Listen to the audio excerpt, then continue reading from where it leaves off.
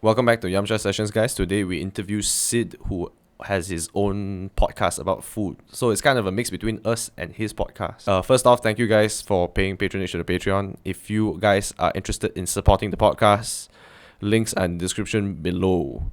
We also do advertising, 50 ringgit for 30 seconds in the beginning of the podcast. So if you guys are interested in doing that as well, do contact us. It's 30 seconds for 50 ringgit and your ad is up forever on that podcast.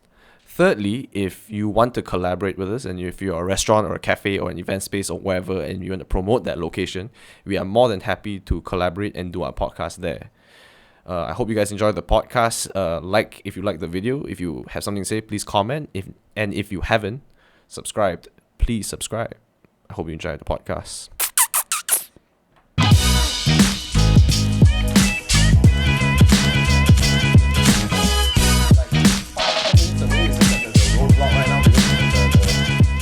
The country is on lockdown. Again, man.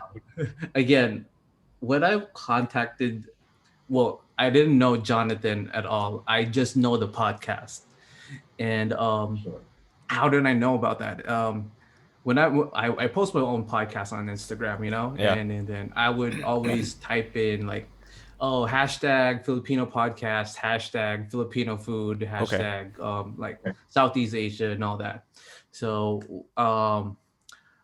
I had a podcast guest who was from Kuala Lumpur, and then she's now in Singapore. Mm-hmm. And then when I followed her, it's just basically, I don't know, algorithm, and then you guys just showed up. Oh, sweet. And what made me interested? Yeah. So Instagram algorithm is definitely a thing. So you guys are in the mix. Nice. That means the tagging is doing well. All right, and then I saw the teacup, you know, because I was like, oh, I need to interview people who know at least like the food, and I want to talk about people who are not just in the Philippines or in the U.S. I want to talk to like Southeast Asia. So, and then I saw the teacup. So, and then your podcast name is Yamcha. Yeah, which is the first thing I thought of is obviously Yamcha from Dragon Ball, but You're the real MVP. yeah. So I thought, oh, Yamcha. The loser. About that. So have you thought about that before? Yamcha from Dragon Ball? No, bro, never occurred to me, bro. Cyd, so Yamcha Sessions is our podcast, and actually, it's funny because we started the podcast wanting to do this podcast in different cafes. So it stems from a Cantonese saying Yamcha, which is drink tea. Yeah. Oh, okay. Yeah. Yeah. I saw it's tea, cha is tea, but you said Yamcha. So tea, the expression like, oh, this is like hot gossip. Yeah. So I thought it was like yum tea, like yummy gossip. Oh, that's what. Oh, I see. I get it.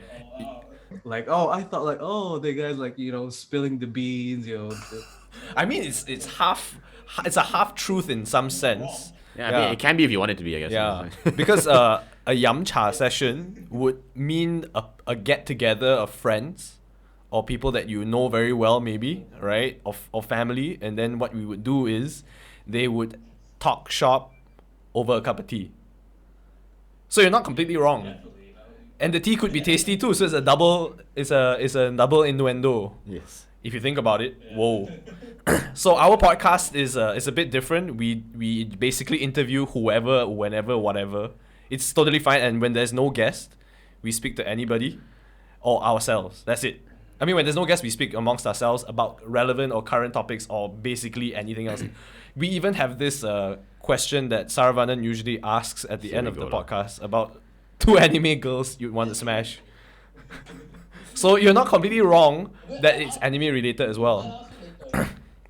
Yeah. So a bit of introduction. As you know, I'm John already, but this is Andrew. He's my brother. Yo. What's up, man? Yeah. What's up? Saravanan is we call him Poige because of a high school thing. So we used to call him Poige in high school. And then who you don't see right now is Chiok, who is behind the scenes right now. Oh, okay. Hey, what's up, man? Okay. Yes. But he's in the videos too. Yeah. So yeah, Yeah. but So yeah. again, I'm really pretty bad with names. I have Saravet's name on the screen, so I definitely would know his name. But your brother, you guys are in this area. Andrew, in the screen, I just see Jonathan's name, but I'll definitely. No worries. It's all good. If you forget, you can ask anytime, dude. Okay, and yeah, so that's the story, the whole thing, and they're like, oh, tea, like probably they might want to talk about tea, but then when I checked out the your videos, it's not necessarily like food in general, but then it's not a prerequisite at all. So No. and I just wanted to talk to anyone. That's the only thing. That's the only requirement, because No worries, man. the only requirement to be in my podcast is if you eat food, which is AKA everyone. That's the only requirement. Okay, you love food, that's a bonus. If you're a chef, whatever it is, I've talked to chefs, I've talked to restaurant owners, I've talked to food bloggers, I talked to pastry chefs, and I talked to just random people. Everyone has a food story, and everyone, and with that, with when it comes with food, there's an extension of not just the recipes and the ingredients, but about the grandmother's story, about the struggles of why do most Filipinos eat 2 cups of rice, or 3 cups of rice, it's like, oh, isn't that really bad? Well, but basically because they're just poor, the only thing that they afford is rice and a little bit of like sardines or something. So like it's everything. Like when I Big, man. yeah, I talked about a person yesterday I talked to a coffee brewer, and I didn't really necessarily talk about the intricacies and sensibilities of coffee, but why is it that there's a lot of coffee snobs in third wave coffee, and why are they staring at me that way? So these are the stories that I want to know. I gotta ask though. I gotta ask, like, how did you start the Foodcast? Yeah. How did I start it? And why? Just basically out of boredom. Sweet.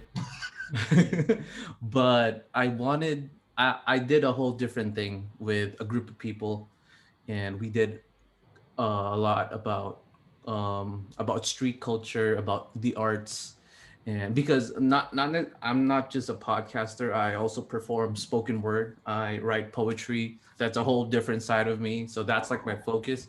But then because of the COVID, and there was a fallout, and I decided, oh, what am I gonna do next? And I went back to what really made me happy, which is food. Yeah, and I'm not like a chef or anything, but I am a poet, I am a teacher by profession. I graduated with an education degree. I teach literature, I teach English and social studies and all that, and I'm really interested with stories. So I needed to find something like a common denominator, and so that's why I decided food, and food stories. Not really about recipes, not really about reviews of restaurants, but those are welcome. But I really want to know the story behind the food, and like some sort of gathering and the culture, and that's how I kind of like relate to it. And that's my only, like, probably my gateway to understanding people as well. Sometimes does play a people big part. understand, we understand through songs, through history. My way is through food, because I love to eat. Man, I travel to eat. Like if we didn't have COVID, I would travel. My main reason to travel, I would definitely ask, what do they have? Not necessarily the sightseeing. That's part of it, but I want to travel to Mexico, but because I want to try mole. I want to go to Malaysia because of nasi lemak. Oh god. I wanna go to Turkey because I wanted to try their shawarmas, their Turkish delights, their Turkish coffee. Those are my reasons why I wanted to travel.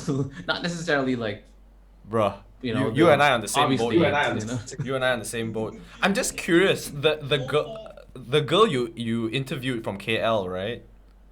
Is she a food vlogger as well? Who is she? She is like a food travel vlogger. I think she was like a radio host back in What? KL. Oh wow. Yeah. Who is it? What's the name? Emma? Is she the one that went to Japan? Yeah, she went to Japan. Yeah.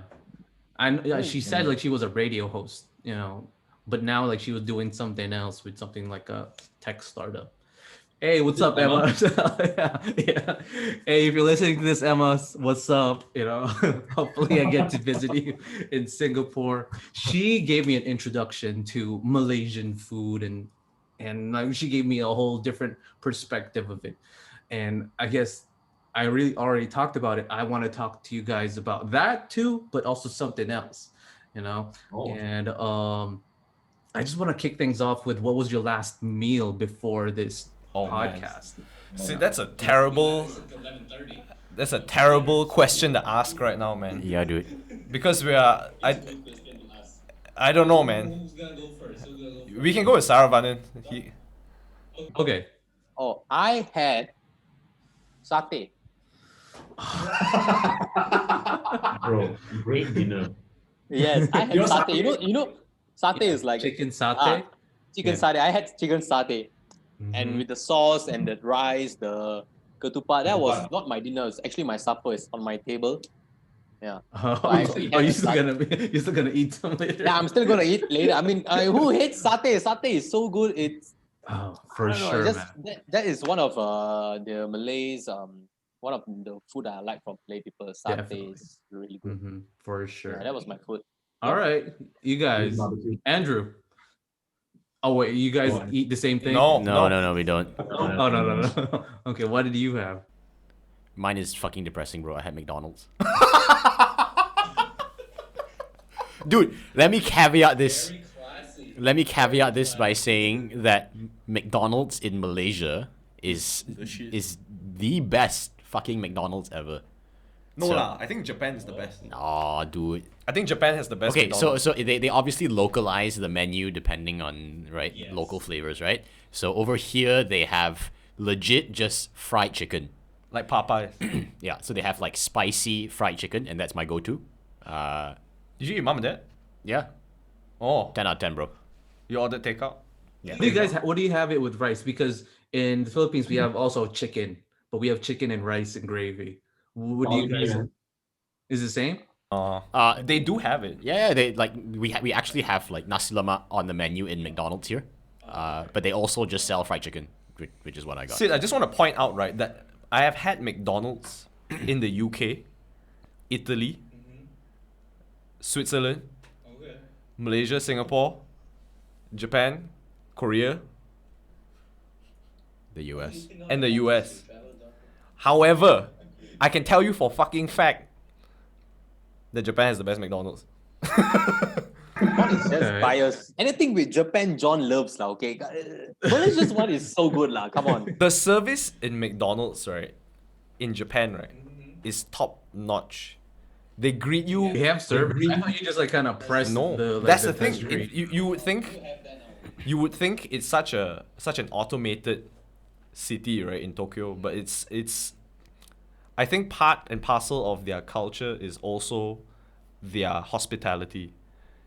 So it's definitely what they sell the most. But maybe if you were to go for a very local flavor, I could suppose, because my palate is Malaysian, it would be on par simply because it has the spicy element. And I love spicy food. So it's on par because of that. But I think overall cleanliness, you know, when you go to McDonald's in the US, it's ghetto as shit, man. I don't really like it, but I'm looking forward to the McRib. I only tried the McRib once. Do you guys have that?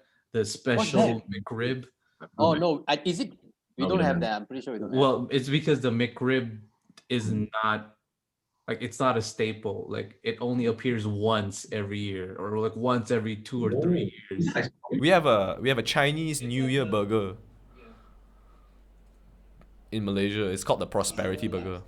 Oh yeah, it's like a seasonal item, and it's like Yeah. very highly coveted here, you know. But yeah, that's the one I wanted to try. What did you have, man? What did you have, man? I just had a Chinese fried rice and and yeah. Yeah, what did you have? That's the only thing that I had, just fried rice. Leftover for food. dinner. Dude, were you teaching before this? Were you teaching? What? Were you teaching before this? You just came out of your job, right? You just came out. No. When I was living in the Philippines, you know, I had a different life. I was a teacher there.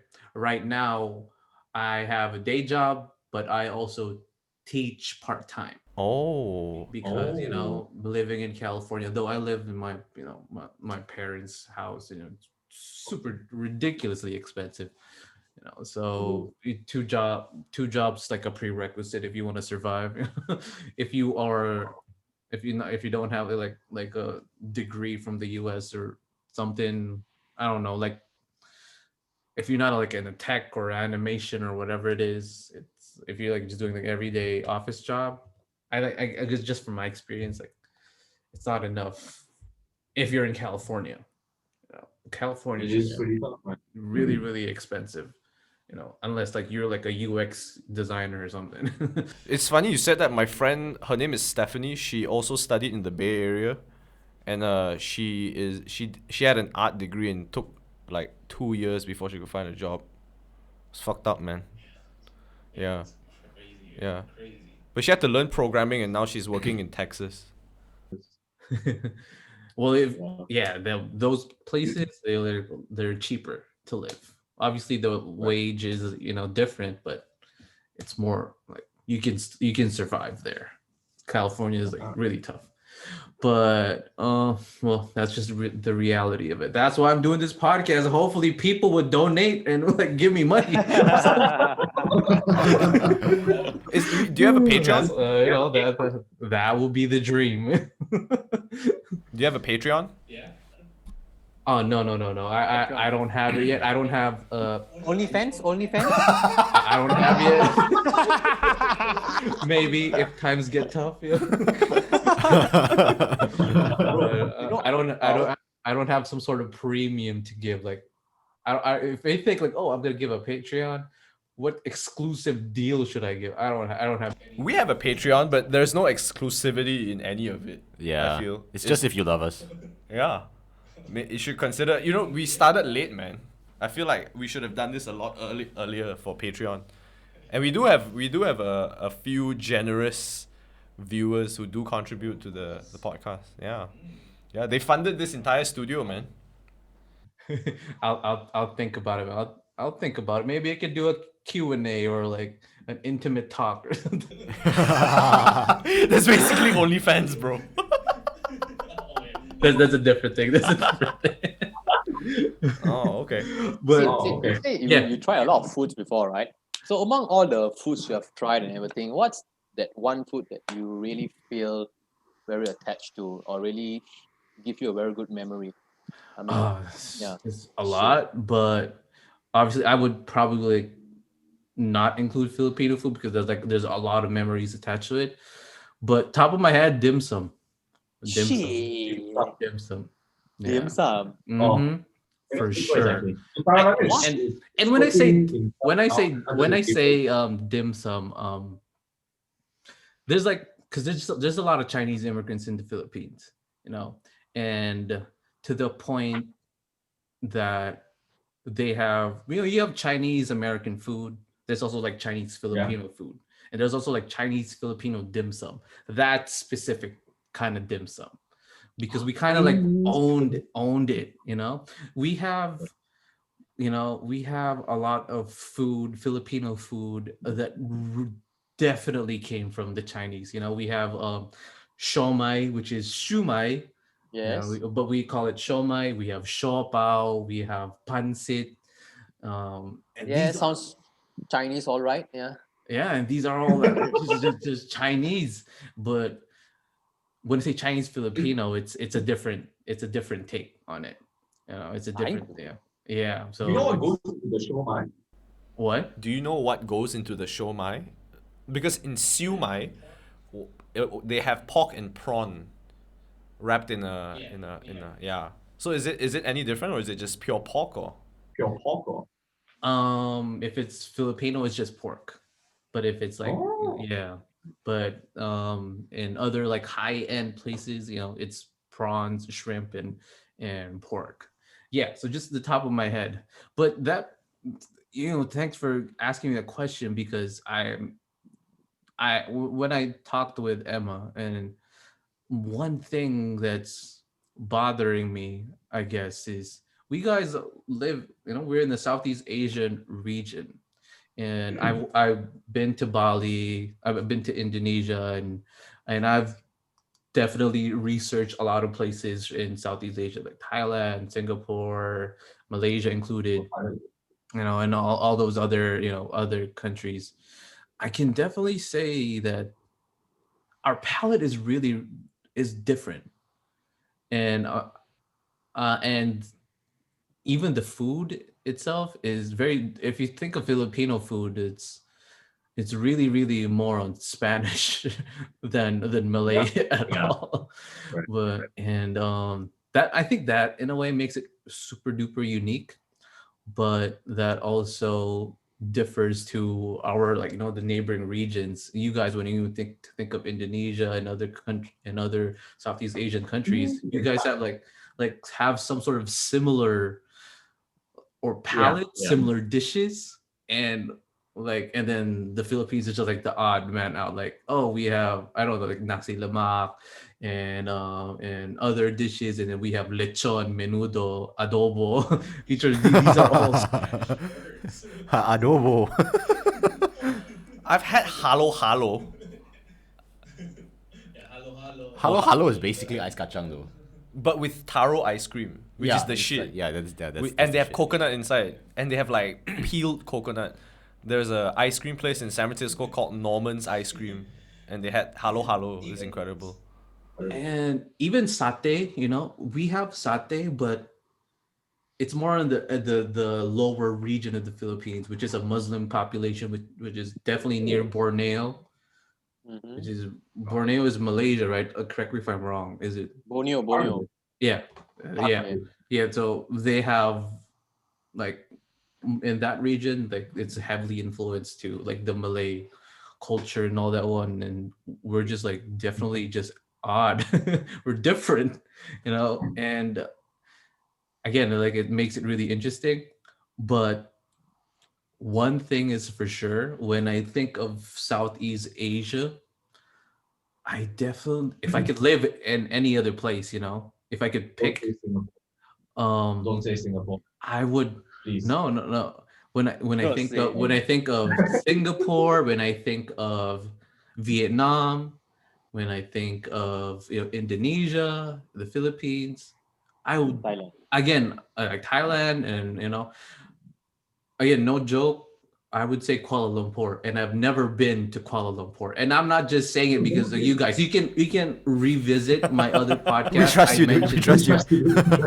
But you know what's no one bribed me or anything. I've never been to the place. I've seen pictures of it. I've known people who've been to Kuala Lumpur. I don't know why. I'm so attracted to it, to the city that I've never been. And It's just weird. Wait, you know? It's Cyd. weird. Sid, wait, hold up. Have you been to Tokyo? no, I haven't. Well, I haven't been to Tokyo. But I definitely want to be in Tokyo. you know? I think what Andrew said is completely true. I think Kuala Lumpur probably has the best food, but it's difficult because you know how you mentioned the grandmother stories and the culture, the deep-rooted culture. It's the unsung heroes behind the hawker stalls and all that. I think if you ask me personally, I would say Kuala Lumpur definitely has those. They are the Michelin stars of the city and of the country, if you ask me. But it's just not recognized because it's not very glamorous, right? Right. Yeah. Amazing.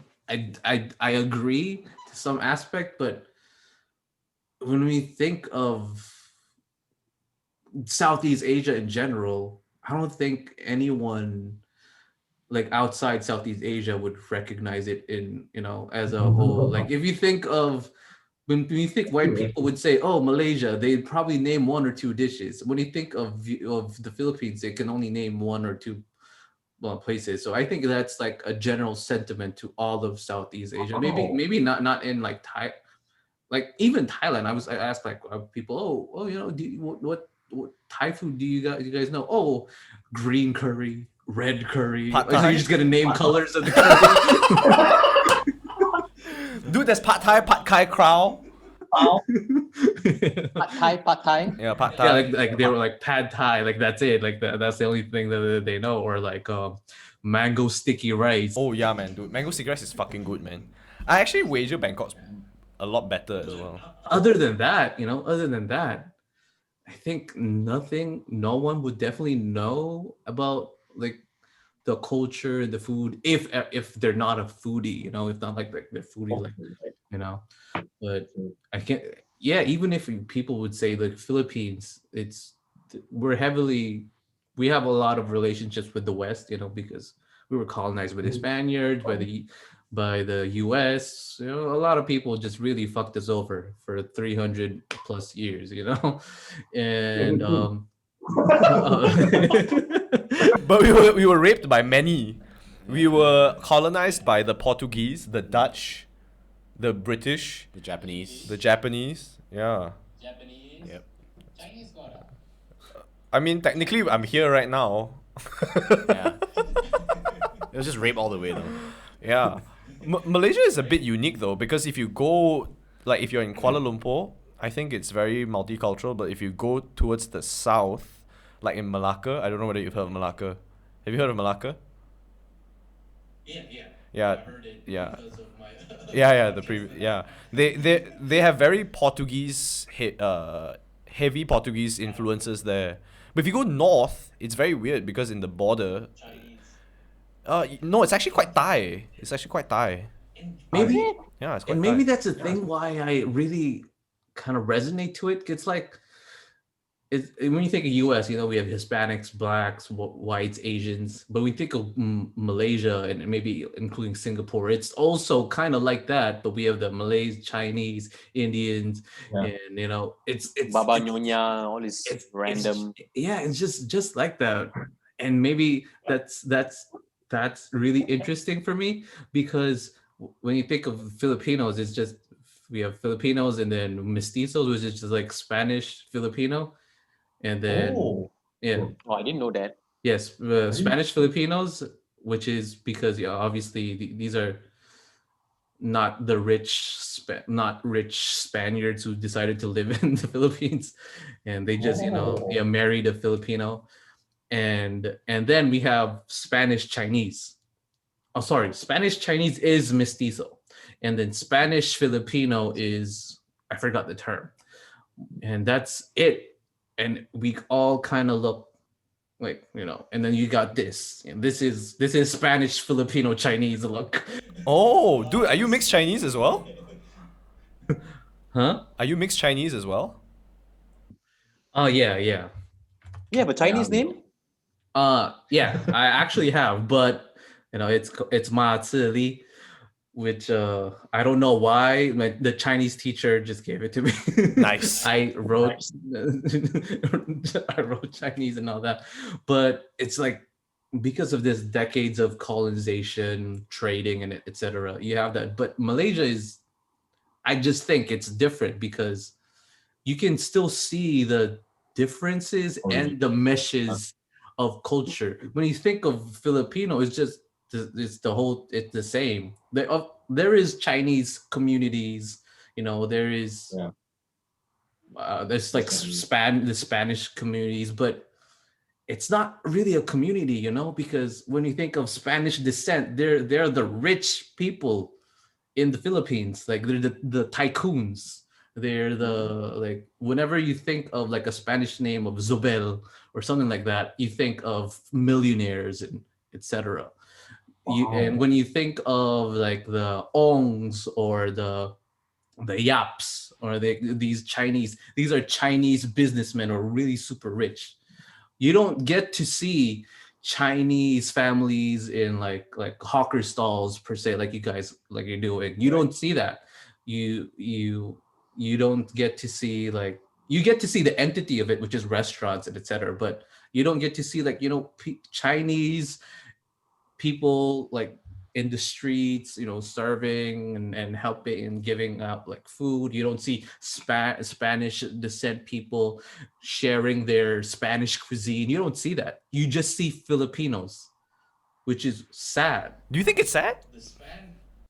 I think it because the top tier of society in the Philippines are Spanish and Chinese, and like a tiny percent of pure Filipinos. Is there Indians there?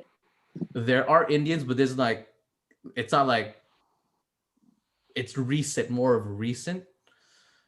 Oh. Like they would come in like the 80s, 60s, 70s, but the Spanish and the Chinese, they were here like 18th century or something like that, like 19th century. But when you say Indians, they usually go to the Philippines because of it's either businesses or Leisure. Oh, medical.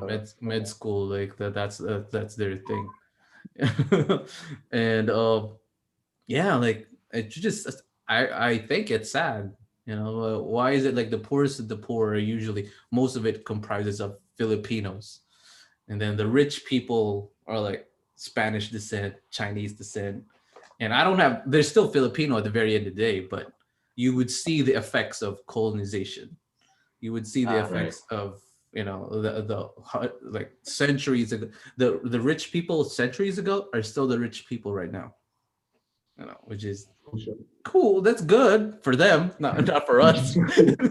I think a lot of Southeast Asian countries are actually very similar. It's just Malaysia and Singapore are the outliers. And Singapore used to be a part of Malaysia, so we kind of have the same cultural background. But if you look at Vietnam and you look at Thailand and you look at Indonesia, do you listen to rap? Yeah. Okay, do you know Brian Emmanuel? Yeah. You know Rich Brian, right? Yeah. Okay, Brian? yeah. So he's Chinese. Rising. Yeah, 88 Rising. So Brian Emmanuel, he's Chinese. Clearly, you can look. There are plenty of Brian Emmanuel looking guys here in Malaysia for sure. But it's weird because they changed his name. It's Emmanuel, but I'm pretty sure it's a Chinese name behind it. It probably used to be a Lee, a Yap, a Chong, a Tan. No, they still have it. So Oh, they do? Indonesians still have like a clan name, Uh-huh. right? But then they don't use it. Yeah, for sure. Oh, they don't use it. Ah. So, they have one. They but is still it in have their it. name? Yeah. They still have it. Oh, because I know my friend, her name is Punta Rica in Thailand. What day, Rico? Puerto Rico. Punta Rica. Okay. Punta Rica. Yeah, she's kind of hot too.